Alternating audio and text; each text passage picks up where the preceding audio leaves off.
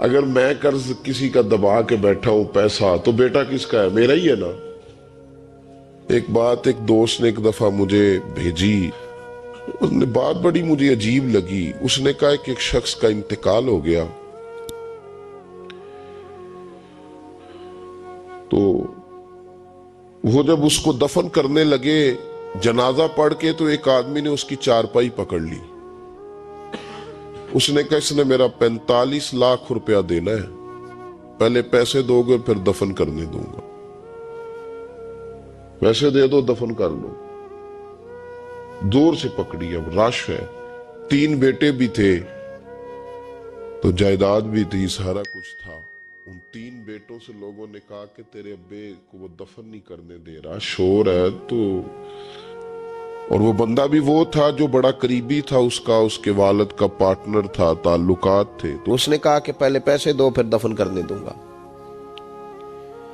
اب وہ 3 بیٹے کہنے لگے کدھر سے پیسے دیں، 45 لاکھ ہی کہہ دیا ہے، ہمیں تو ابا نے کوئی نہیں بتایا، حالانکہ جائیدادیں ہیں، مکان ہے، سارا کچھ ہے،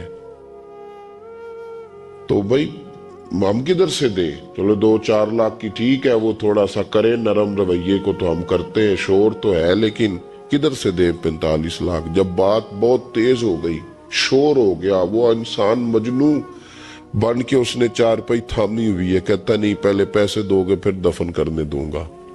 3 بیٹے تھے تو ایک بیٹی بھی تھی، بیٹی کو گھر میں پیغام گیا کہ تیرے ابا کو دفن نہیں ہونے دیتے، اس نے سارا زیور اتار کے بھیج دیا۔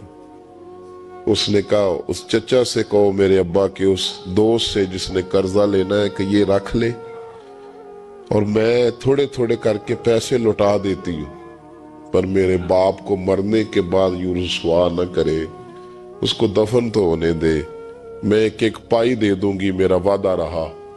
جب وہ بیٹی نے 8-10 لاکھ کا زیور بھیج دیا تو وہ قرضہ لینے والا شور کرنے لگا، اس نے کہا او مجھے پتا چل گیا، مجھے معاف کر دو سارے اور اسے دفنا دو۔ کہا کیا ہوا؟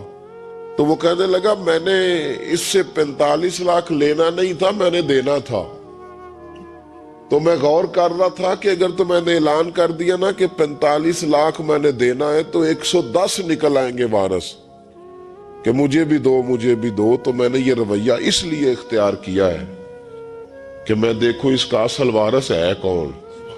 تو اصل وارث وہ بیٹی ہے جس نے اپنے کانوں سے بندے بھی اتار کے بھیج دیے، اور جس نے اپنے وہ شادی والے دن پہننے والے زیورات، پہلی رات کا وہ اس نے زیور بھی سارا اتار کے دے دیا۔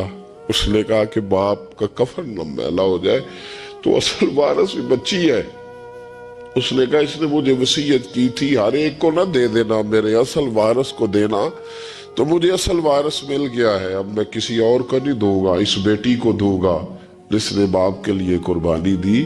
تو یاد رکھیں جنہاں لی تو پاپ کمائے ہو کتھے نہیں تیرے کر دے۔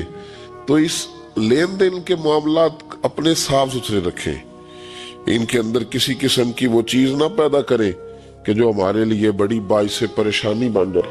تو میں یہ سمجھانا چاہ رہا ہوں آپ حضرات کو، اپنے بھی بھائیوں کو، دوستوں کو،